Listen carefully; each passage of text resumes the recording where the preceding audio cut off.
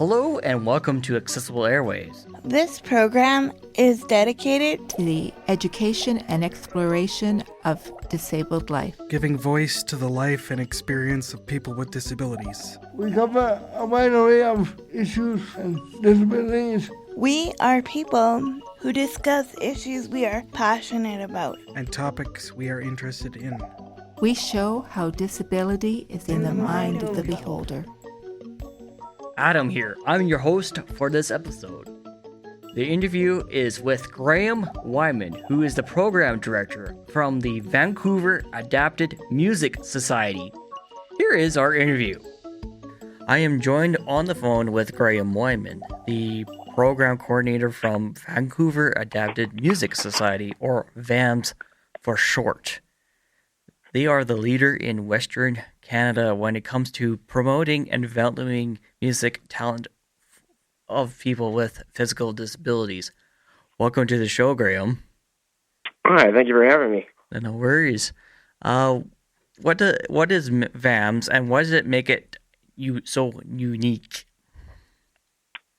Well, the program started around 31 years ago, and over this time, it's really developed into not only, helping people get back to playing their instruments or starting to learn an instrument when they've had an accident, whether that's a brain injury or a physical disability. And so as the program grows, we're pretty much the only one in, as you mentioned, like Canada that focuses on a 3-tier program. The first one being music lessons, the second tier being recording, and finally the third tier being live performance. And we have clients that perform all across BC, as our program is based out of GF Strong Rehabilitation Center. Mm-hmm. Can you tell me about some instruments are popular in VAMS and also some of the unique instruments or modifications in the studio that you guys provide? So yeah, the two main instruments that people kind of gravitate to when they come into the program is the piano and the guitar. But we also offer drum lessons, ukulele lessons, bass lessons, and then we also teach recording techniques as well. But some of the main modifications that are unique to the program as well is we have a sister society that's national named the Tetra Society of North America. And basically what Tetra does is if you have a problem, they have a set of volunteer engineers that'll try to help solve this. So to give an example, if someone who's a quadriplegic and can't physically hold a guitar, what they can do is build a guitar table is what we call it. So essentially it'd be, imagine if you were kind of laying a guitar in front of you, but a wheelchair could fit underneath it, and then you'd essentially play the guitar like a piano. Mm. Another modification that we, again, use in the studio, and Tetra's built before for clients, is essentially a piano stand that can raise and lower as well. So, again, another example of this would be if you know the tables that raise and lower by mechanism or button that you push. Imagine it's the same kind of idea for the piano, but then another modification would be that it can tilt as well. So you have quite the axis is is very much there.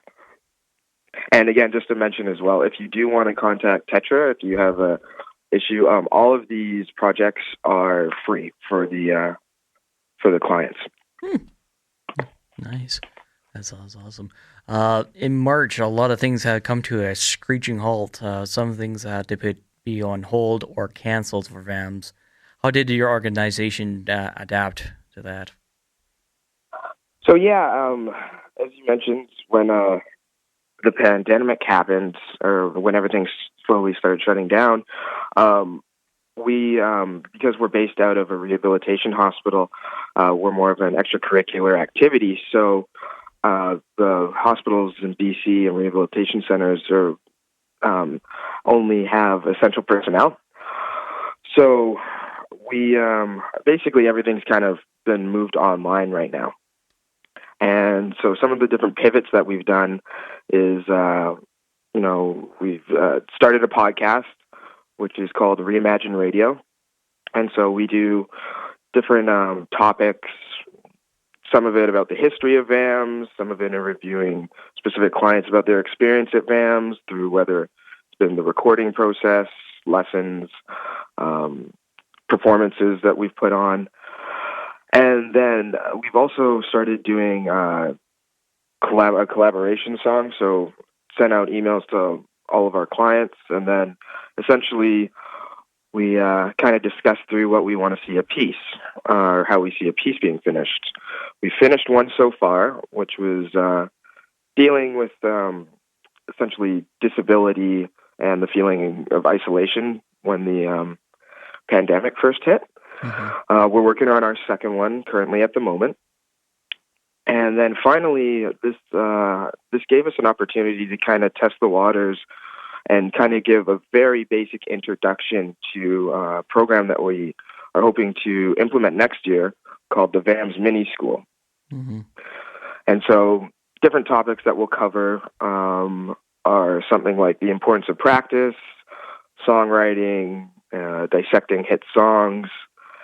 So yeah, it has given us an opportunity to try out things that we were hoping to implement further down the line, but just kind of, again, test the waters and see where the interest lies for our clients. Mm-hmm. How are people reacting to these changes right now? I know people prefer to be one-on-one in the studio, especially for lessons. Just given that it's a very niche space that we work in, especially with the lesson area.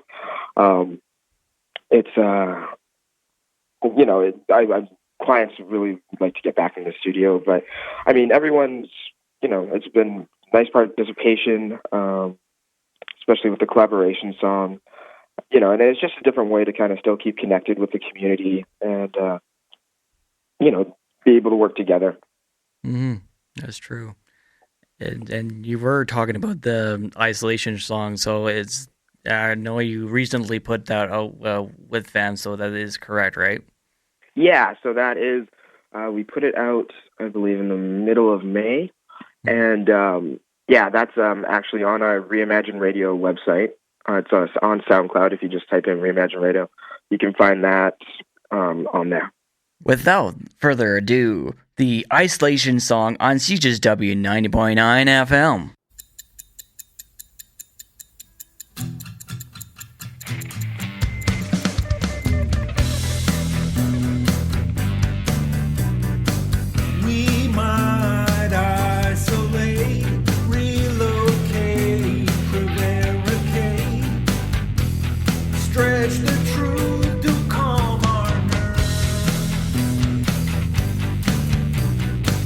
Fight the fever, feel the hurt.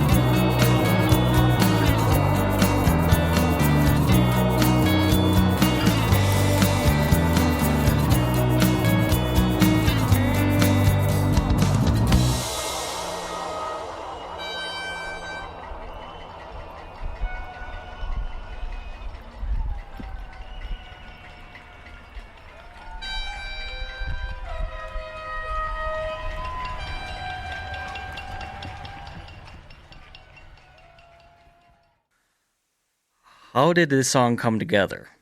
And who thought of it? And why this song?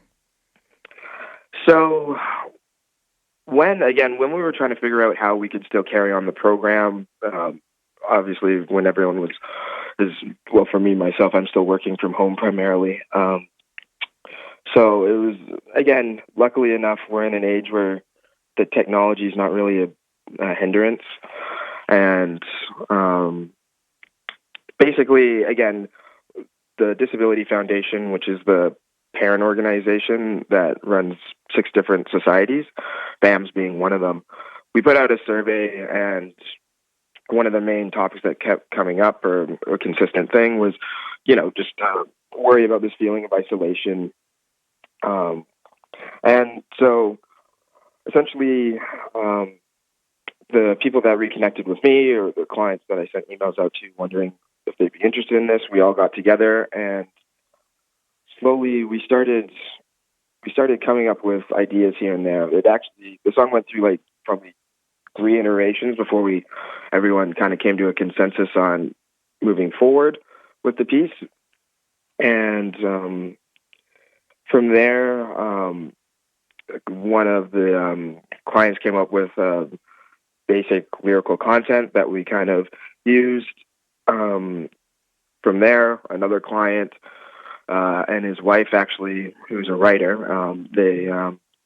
his wife's the writer, and Simon's the musician and music writer as well. But they kind of honed in on the lyrics and the content, because Simon was going to be singing it. And then from there, basically, it was kind of like throwing paint on a canvas and seeing what stuck and what people resonated with. So slowly, as it kept going on, the track was taking more shape and form. And then basically we had a deadline to give me a couple days to mix before the date that we planned to release it was coming up. And yeah, that was essentially the process.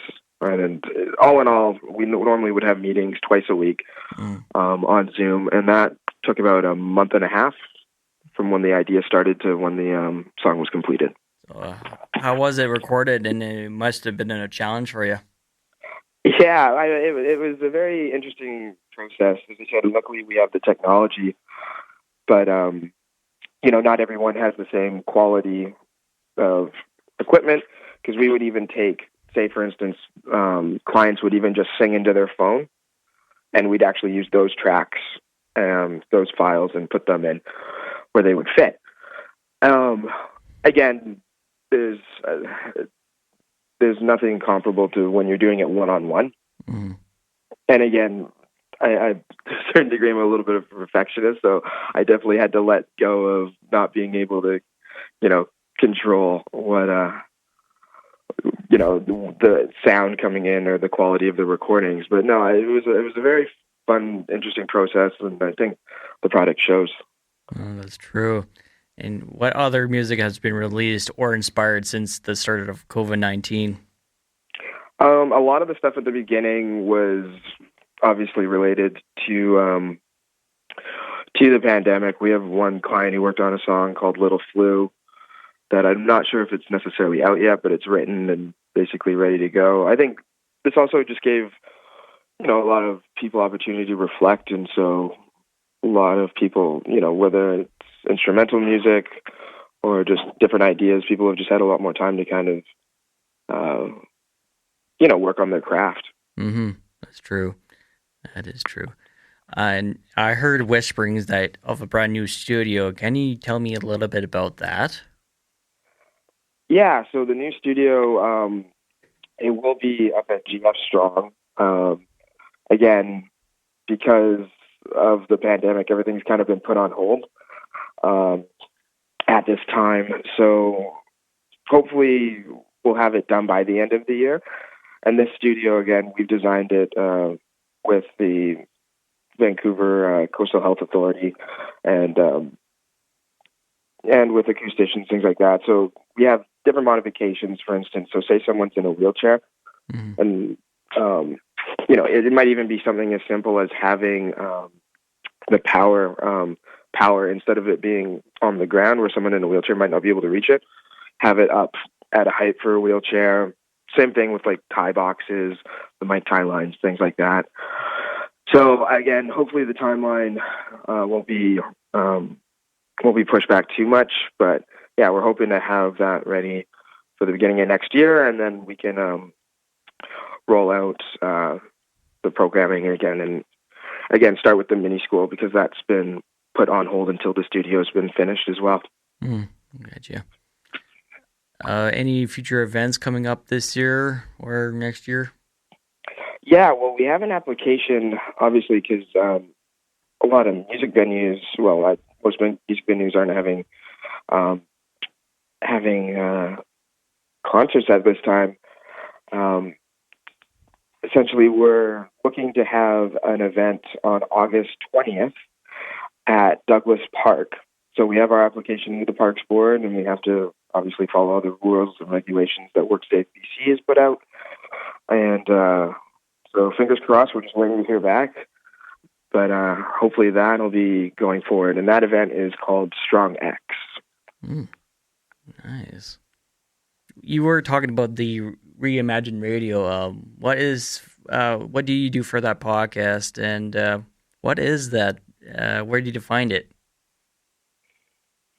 So the Disability Foundation's mantra is reimagine what is possible, and so I just kind of coined the mantra and just kind of came up with that idea, Reimagine Radio. But the content that we've mainly been putting out so far is, the first one, for instance, we did was kind of more or less like a history of VAMS. So I interviewed the two co-founders, Dave Symington and Sam Sullivan. And yeah, again, it was a great way to kind of get more in-depth detail about, the history, and just let Sam and Dave kind of go through their process and what happened. I mean, I've heard the stories before here and there, little bits and pieces, but it was a very comprehensive, conversation between the two of them on, things that I hadn't even heard of before. And again, we've talked to different clients, basically just about their musical journey, how they got involved with VAMS, what that experience has been like, what it's like being a disabled musician, whether it's a recording musician or a performing musician. Mm-hmm. And then we've even gone, we have a partnership with Roland Canada, and they've been great supporters of the program even since the initial inception. And we interviewed the CEO of Roland Canada just again about, what their pivots have been going on during this time, about the history of Roland, the relationship that they had with VAMS. And so that was much more of a technology-based one. Mm-hmm. But yeah, so just different areas of content. We've done different podcasts. So, for instance, a lot of people right now have been working on their home studios because, again, being at home so much, so a lot of personal recording equipment at home. So we've given tips, for instance, on mixing. So we have one course called Critical Listening. And that's kind of what the podcast is right now. Again, debuted the first collaboration song. We've put out client playlists. We're going to be also putting up, we've done some Zoom concerts as well, too, in partnership with Spinal Cord Injury BC. And so those will be up on there as well. Awesome. Sounds awesome. And you were mentioning your clients. What are they doing differently away from VAMS? Like, are they recording from home in their studios? Like you mentioned their phones. Do they have like something small and simple kind of like thing?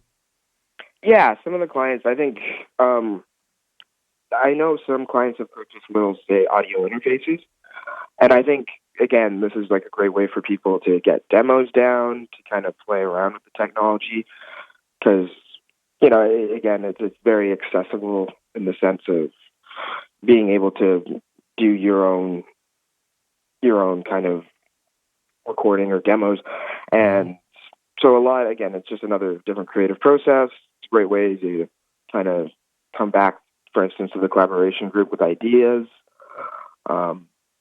Again, just like another outlet right now, which, it's nice to get a little bit of an escape. Mm-hmm. That's true. And so Simon Paradis was on your podcast recently. In 2008, Simon was working as a carpenter and a part-time musician when he had a near-fatal accident on scaffolding. The accident severed his spinal cord and split open his skull. It's a miracle he survived, and he worked his way back as a paraplegic and learned how to play the guitar with VAMS. Can you tell me about his most recent album?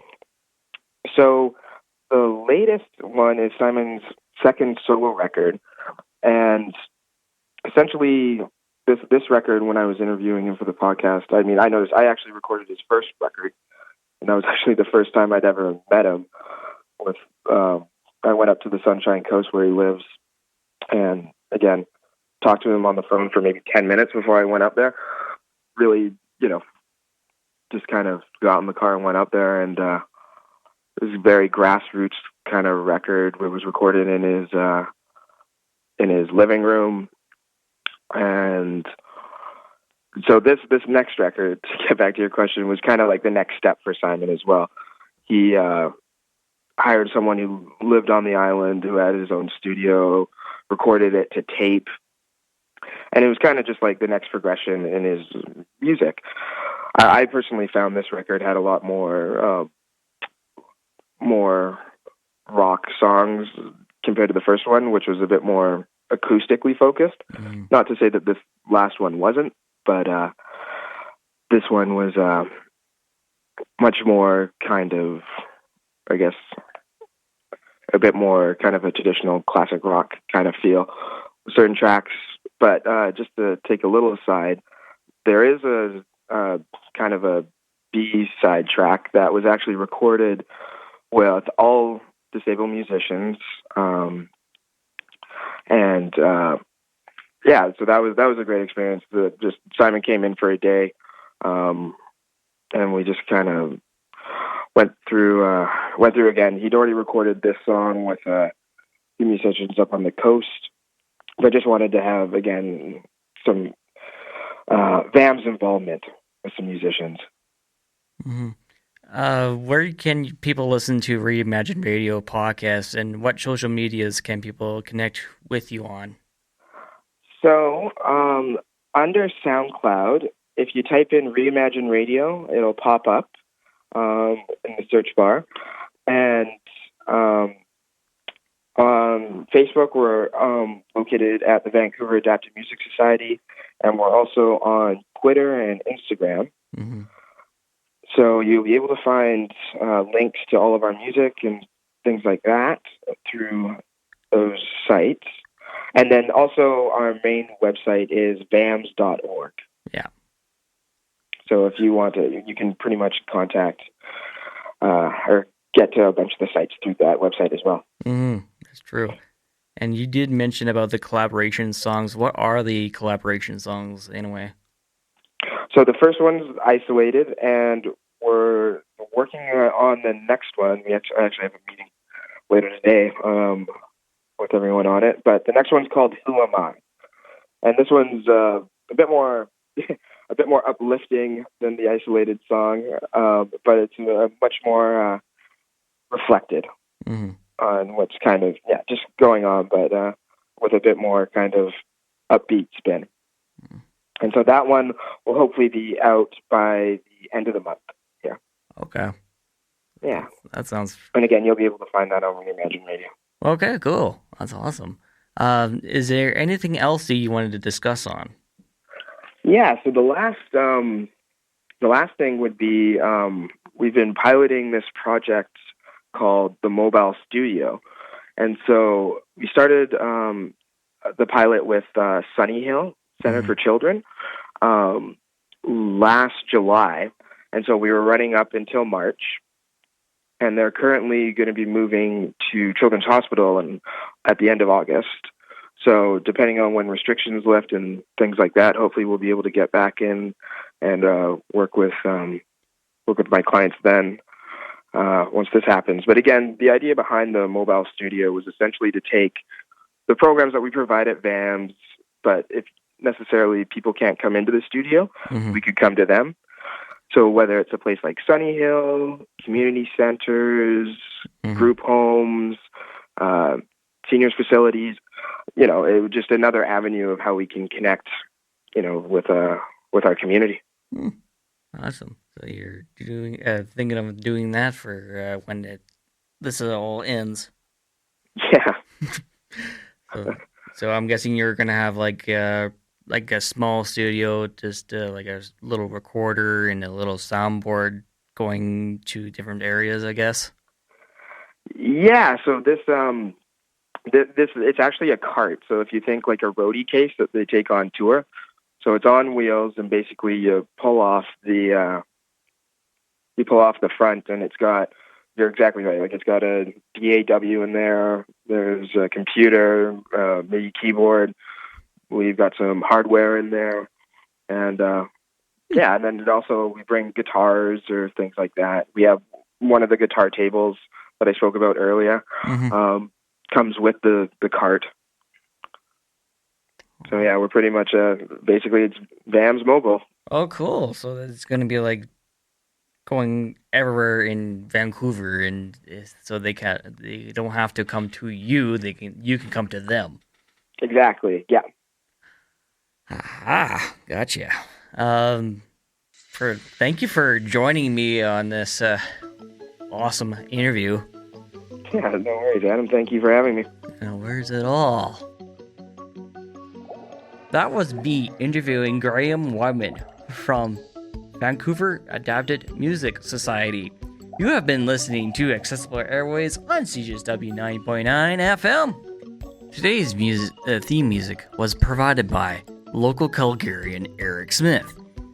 You can follow us on Facebook if you missed any episodes. You can listen on CJSW.com or Spotify or any other podcast apps. Thanks for listening.